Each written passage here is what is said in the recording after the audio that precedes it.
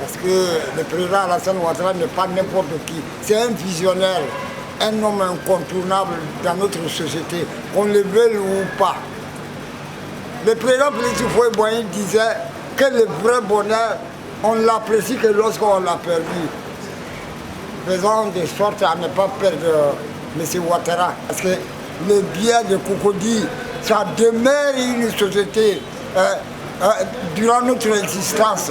Parce que ce n'est pas une petite entreprise, le bien de Cocody. C'est en construction et c'est presque fini. On aura presque tout là-bas.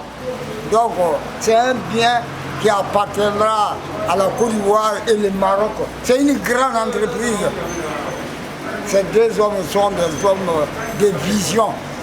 Ils ont créé ça et ça va nous aider, les deux pays, le Maroc et la Côte d'Ivoire. Ah, vraiment, je félicite M. Ouattara. Je ne sais pas si les autres le félicitent comme moi, mais vraiment, je lui mets le chapeau en or. Il a le chapeau en or.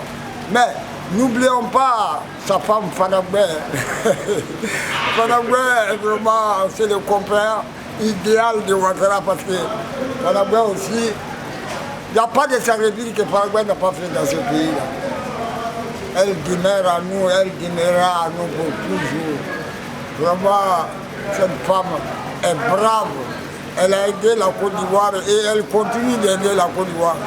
Même l'hôpital qu'elle a construit à chose, comment on appelle, à Bézerville, les enfants refusés par leurs parents, des parents qui n'étaient pas amoureux, mais qui faisaient l'amour, ils ont abandonné les enfants. Et ces enfants-là, la femme a les récupérés. Et elle en donne, elle les blanchit, les nourrit, elle les fait partir à l'école. Ah ben vraiment, je donne la parole à Dieu pour la remercier de tout ce qu'elle fait. C'est elle qu'on doit l'appeler qu'elle est bulldozer. Elle a tout donné à la Côte d'Ivoire. Remercions-la pour son bien-être.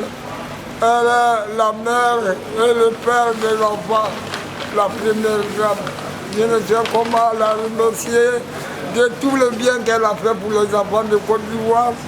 Même les grands, parce que les enfants, c'est les grands qui les font. Mais ces enfants ont été abandonnés, elle les a récupérés, les a mis à l'école, les a blanchis, nourris. Et donner l'éducation. L'éducation, c'est une grande chose. Avec l'éducation, vous pouvez être un citoyen valable. Ces enfants ne seront pas comme nos enfants qu'on a l'habitude d'appeler des microbes. Je disais qu'on appelle des microbes. Il y a un imam qui a dit un jour, faisons attention. Si les microbes font un enfant, le microbe n'est pas visible sans le microscope, mais si le microbe fait un enfant, nous allons inventer maintenant un bois à l'Académie française pour la nomination des enfants de microbes. C'est-à-dire, on doit fabriquer quelque chose qui est plus que comment on appelle, l'appareil qui détecte, qui fait voir le microbe. C'est là, je donne ça au compte de l'Académie française. Les gens comme Senghor et autres, le président Giscard d'Estaing, il fait partie de l'Académie française. L'ancien président de la France, c'est les gens qui sont dans le laboratoire de la création de la grand-mère. Je les félicite tous, comme le président, l'ancien président du Sénégal, qui fait partie de la francophonie, directeur général de la francophonie. Il y a beaucoup d'hommes à féliciter en Afrique. Les anciens présidents ont fait la lutte de l'indépendance. Ceux qui les précédaient aussi ont continué. Je les remercie tous. Vive la Côte d'Ivoire, vive Alassane Ouattara, les autres, débrouillez-vous. Que la Côte d'Ivoire soit toujours un pays de paix.